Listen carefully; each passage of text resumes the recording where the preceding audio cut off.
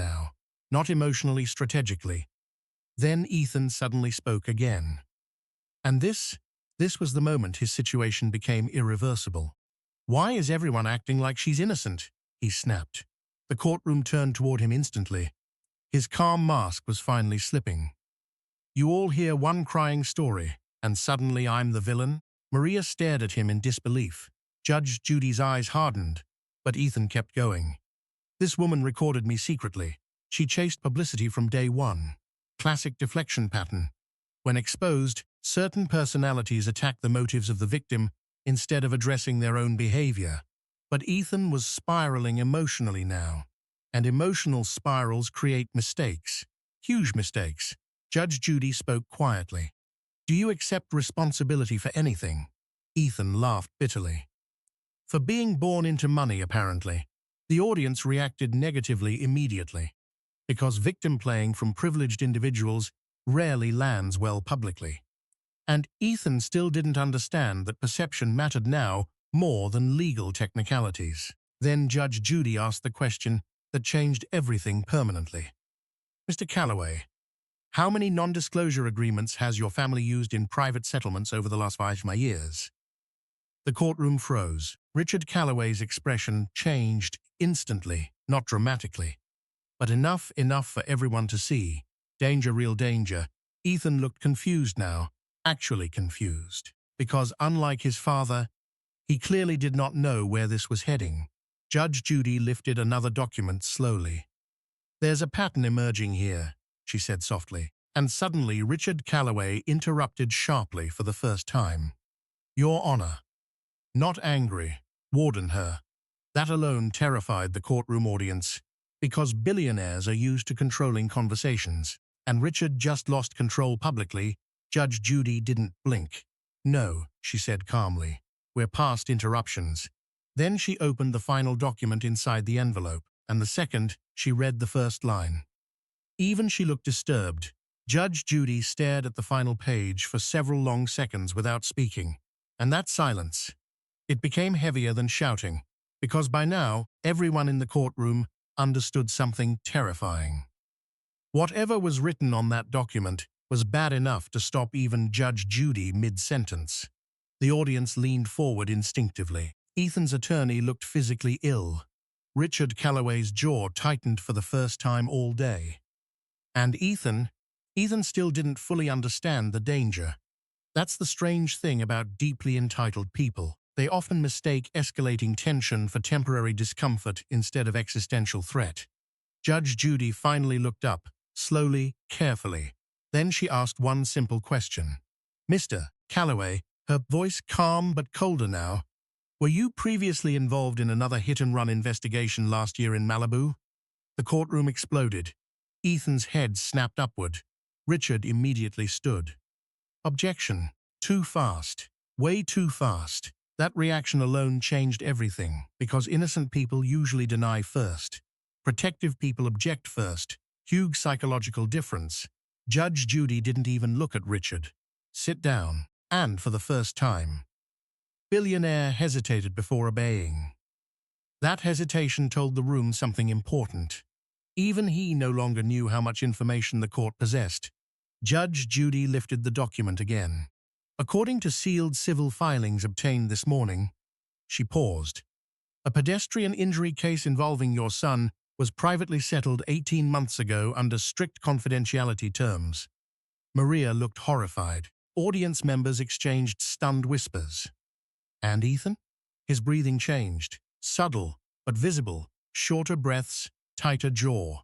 This is what happens when narcissistic control collapses publicly. The brain enters threat response mode.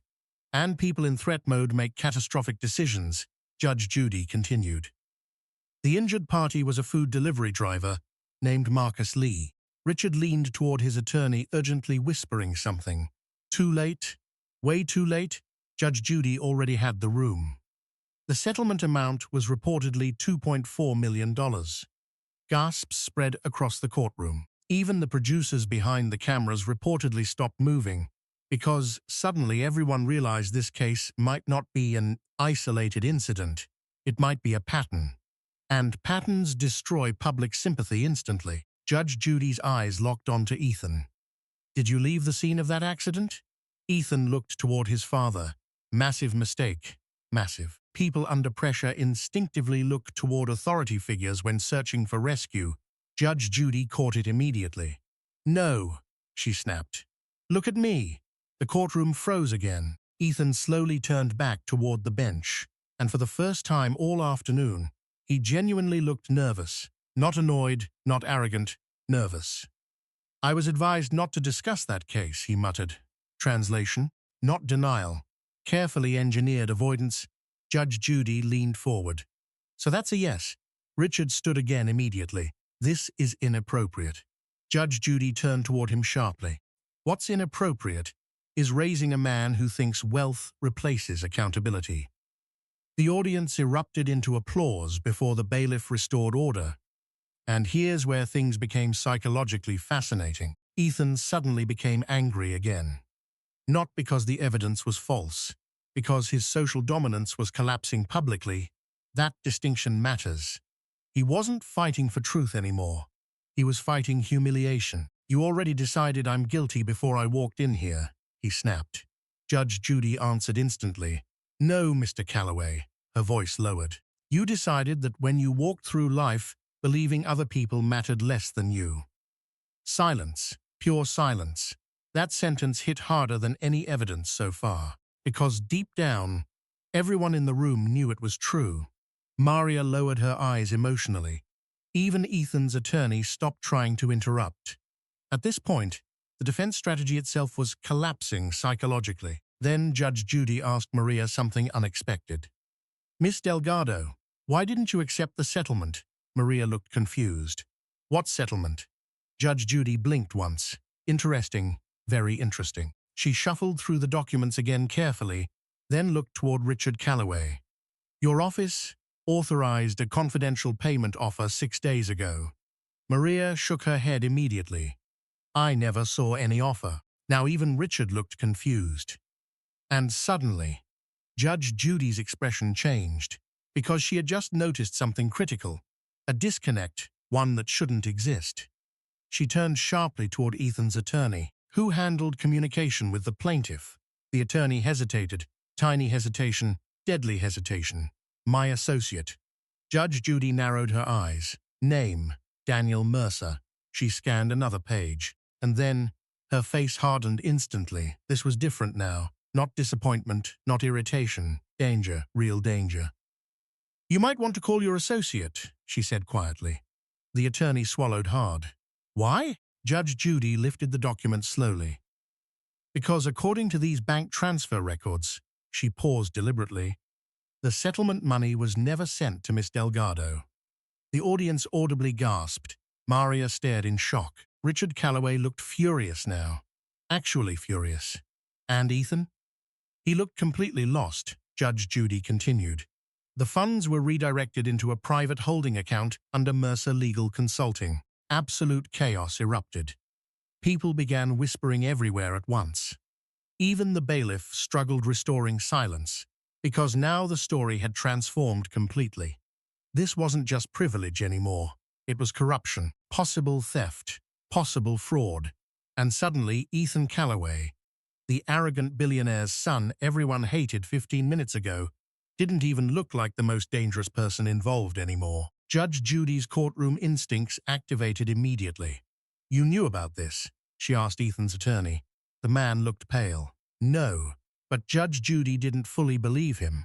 You could see it in her eyes, because experienced judges understand something most people don't. Corruption rarely survives alone.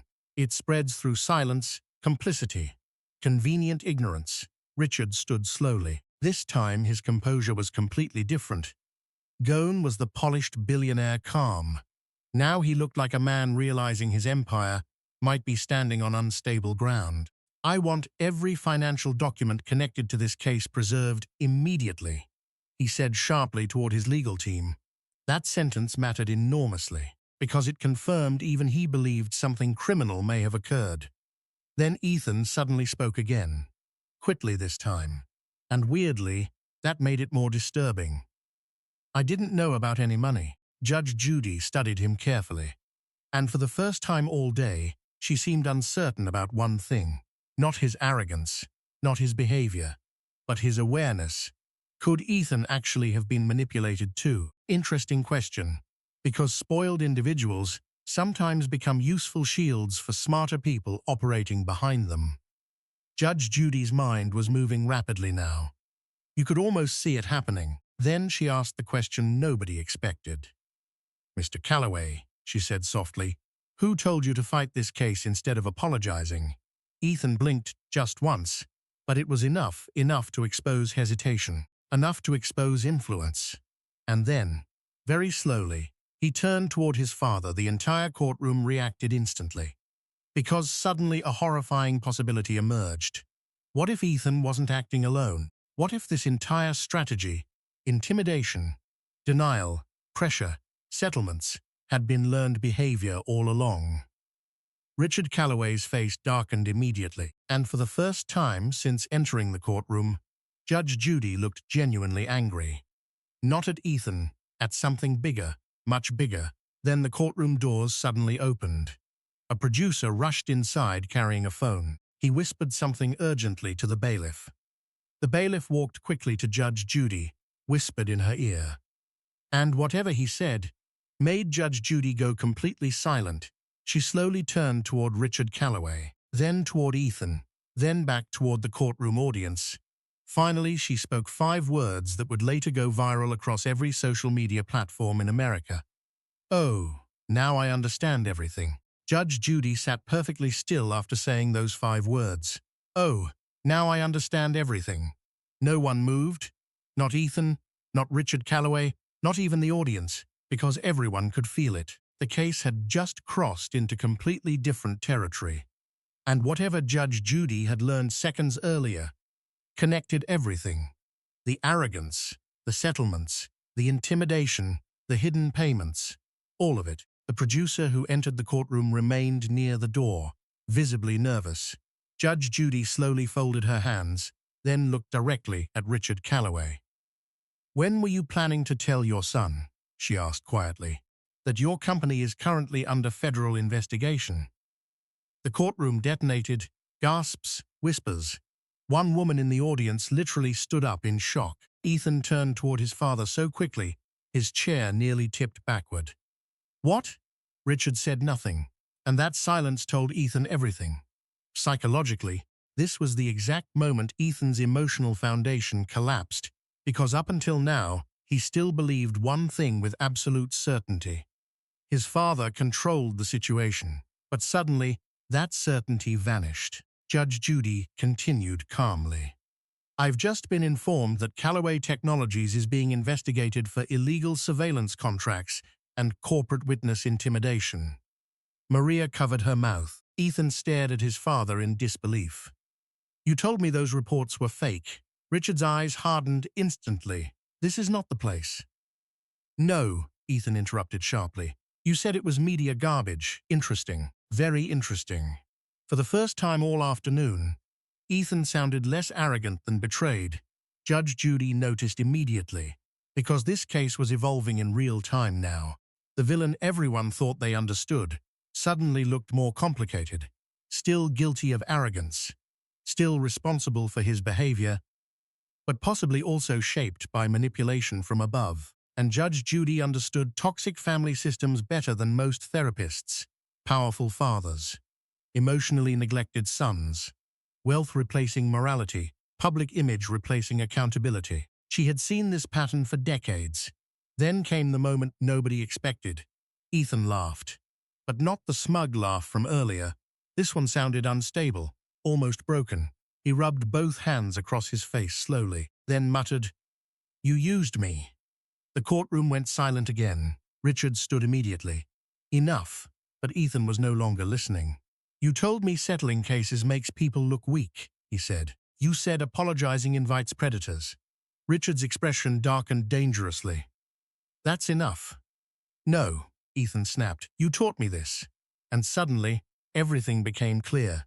The entitlement, the contempt, the obsession with dominance. It wasn't random. It was inherited ideology. Judge Judy watched carefully without interrupting, because psychologically, This was the most honest Ethan had been all day. Emotion strips performance away, and Ethan's performance was finally collapsing. "You spent my entire life telling me normal people are dangerous," he continued, "that everyone wants access to our money." Richard looked furious now. Not embarrassed, furious, huge difference. Embarrassed people try calming situations. Controlling people try silencing them. Judge Judy noticed that too. Then Ethan turned toward Maria, and for the first time, his expression changed completely. No smirk, no superiority, just realization. "I really thought you were trying to manipulate me," he admitted quietly. Maria stared at him in disbelief. The audience remained dead silent. Because nobody expected remorse. Not now, not from him. Judge Judy leaned forward slightly. "And why did you believe that?" Ethan swallowed hard, then said something that would later spread everywhere online. "Because in my world, everyone always is." Silence, pure silence, and honestly, that sentence explained far more than he realized. People raised in extreme wealth environments sometimes develop distorted emotional realities where every interaction feels transactional. Trust disappears. Human connection becomes strategic, and empathy slowly dies. Not always, but often. Judge Judy studied Ethan carefully now, not sympathetically, carefully, because she understood something important. Pain explains behavior, it does not excuse it. Then Richard finally lost control publicly for the first time. "This is absurd," he snapped. "You're turning a vehicle dispute into psychological theater." Judge Judy's eyes flashed instantly. "No," she fired back.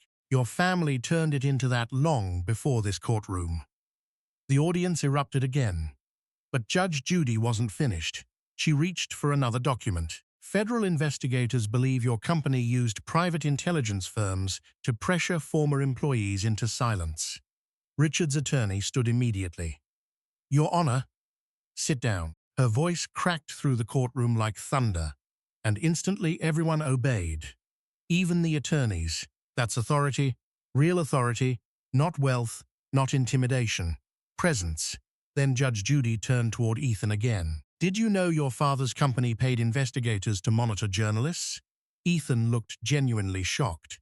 "No." Richard cut in sharply. "You don't understand corporate security." Judge Judy leaned back slowly. "No," she replied coldly. "I understand fear disguised as power." That line hit the room like electricity because suddenly Richard Calloway no longer looked like a successful billionaire. He looked like a man terrified of losing control. And fear-driven power structures eventually become ruthless. Always. Then the viral moment happened. The moment clips online would replay hundreds of millions of times. Richard turned toward Judge Judy with visible irritation and said, "With respect, Judge, people at your level could never understand what it takes to protect an empire."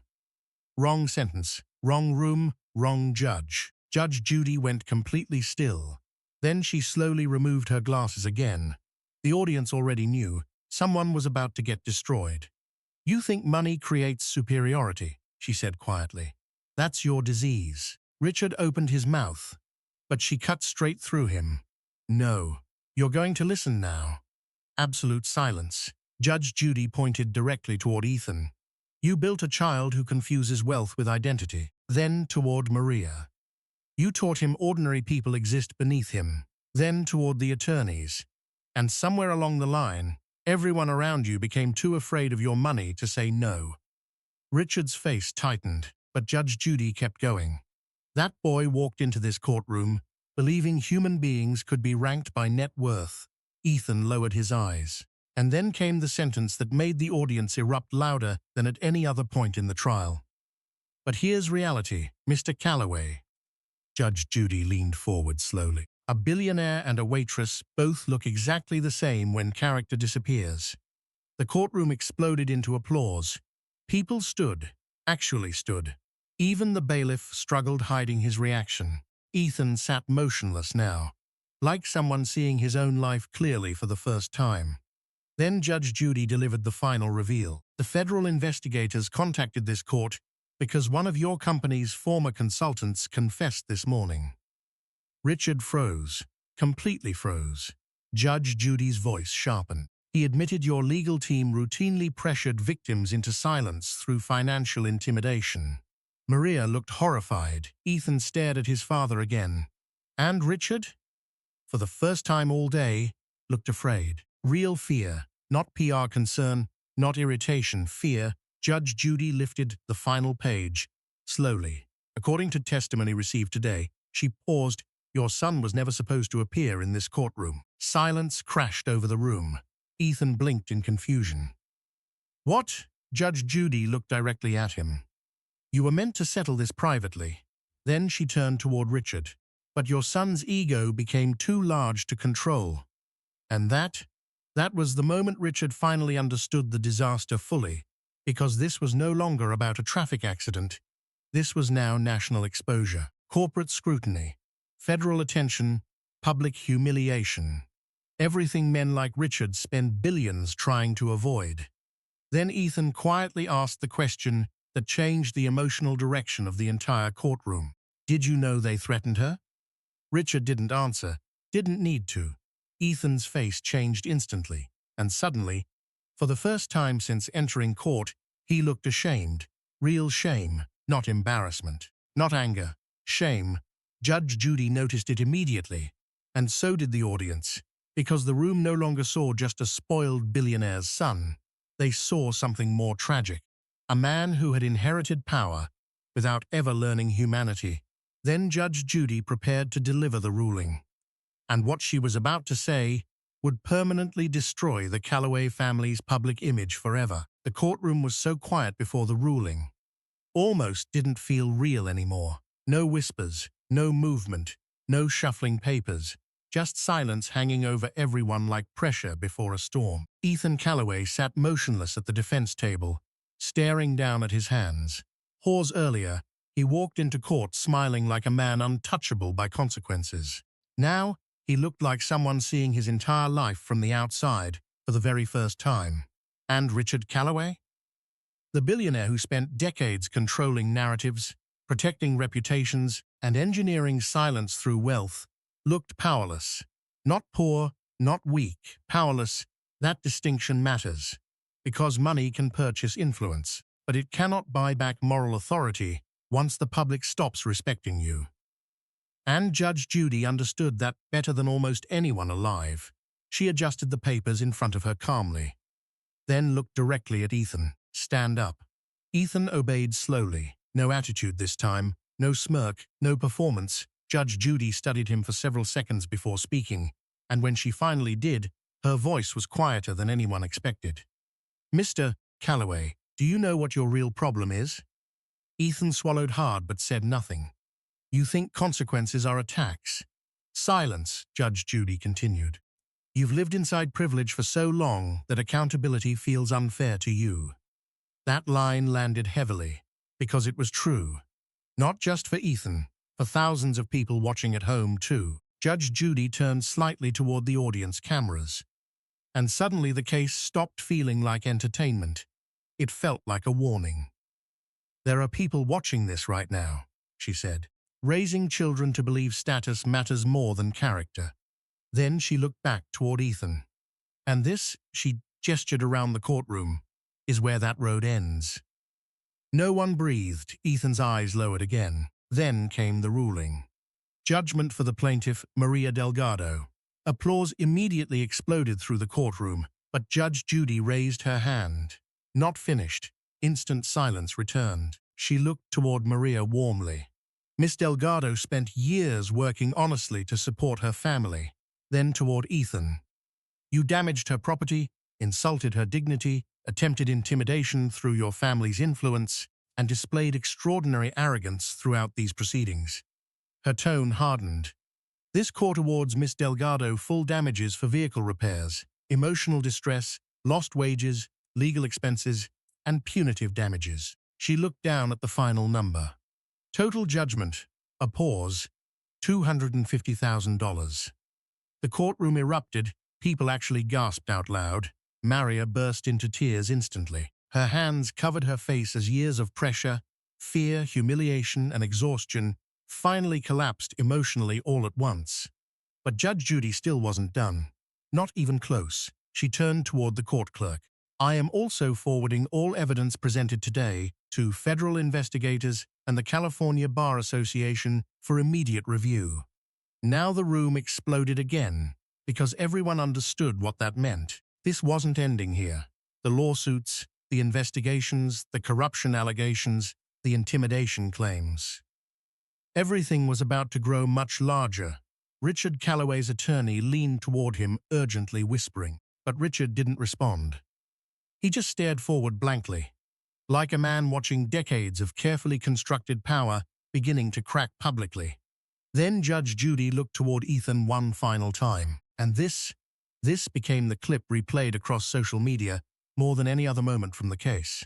Mr. Calloway, she said quietly, wealth is a tool.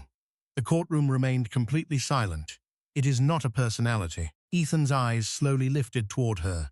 Judge Judy continued. You inherited money, a pause. But character, another pause. You have to build yourself, absolute silence. Even the cameras seemed frozen. Because suddenly, this no longer felt like a billionaire getting embarrassed. It felt like a broken worldview collapsing in public. Then something happened nobody expected. Ethan spoke. Quickly, barely above a whisper. She's right. The courtroom stirred. Richard turned sharply toward him, but Ethan kept talking. She's right about all of it. Judge Judy watched carefully. No interruption, no sarcasm, just observation. Because this moment mattered psychologically. Genuine self-awareness almost always begins with humiliation. Painful humiliation. The destruction of illusion. Ethan looked toward Maria slowly, and for the first time since entering the courtroom, he sounded human. I'm sorry. Maria stared at him silently through tears. And here's what made that moment so powerful. The apology wasn't dramatic, no performance, no speech, no manipulation. Just two simple words from someone who finally understood the damage he caused. Judge Judy studied him for another few seconds, then nodded once. Not forgiveness, acknowledgement, very different things. Richard suddenly stood. Ethan, we're leaving. Cold-controlled, authoritative, the old power dynamic trying desperately to reassert itself. But Ethan didn't move. That detail changed everything, because for the first time in his life, he didn't immediately follow his father's command. Instead, he looked directly at Richard and asked, Did you ever actually care who I became? The courtroom froze completely, and Richard, billionaire feared by executives, politicians, and competitors alike, had no answer, not one, because deep down, he knew.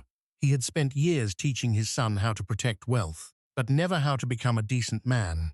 And now the entire country could see the result.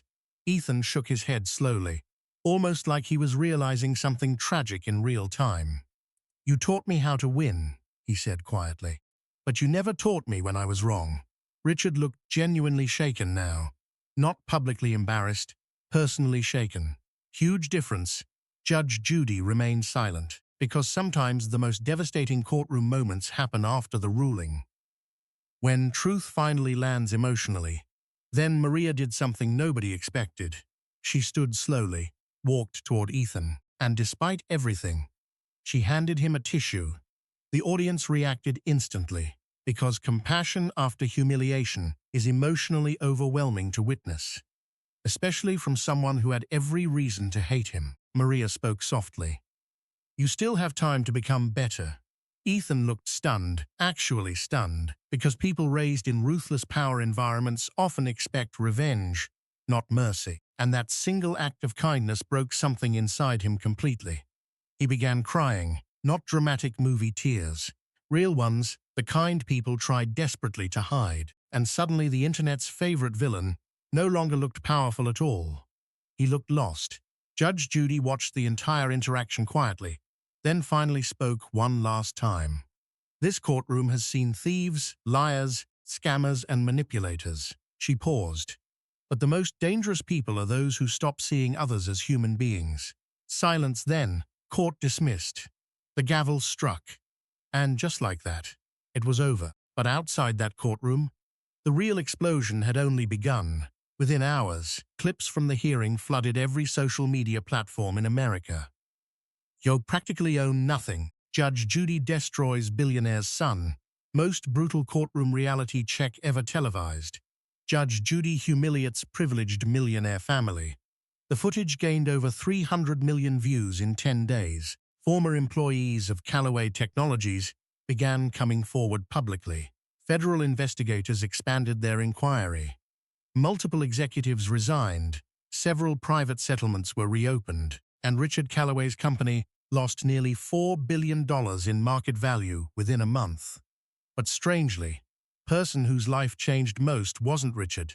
It was Ethan, because 6 months later, paparazzi photographs showed something nobody expected. No luxury clubs, no supercars, no influencer parties. Instead, Ethan was seen volunteering quietly at a rehabilitation center for injured workers. No cameras invited. No publicity campaign. No sponsorships, just work.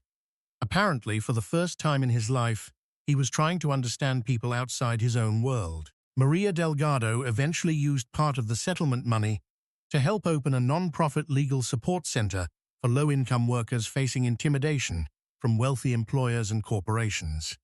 And Judge Judy? She later said something during an interview that perfectly summarized the entire case.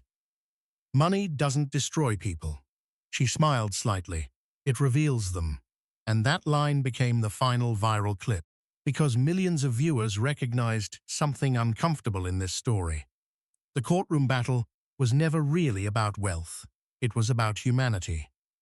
About what happens when power grows faster than character, and about the dangerous illusion that status can replace decency.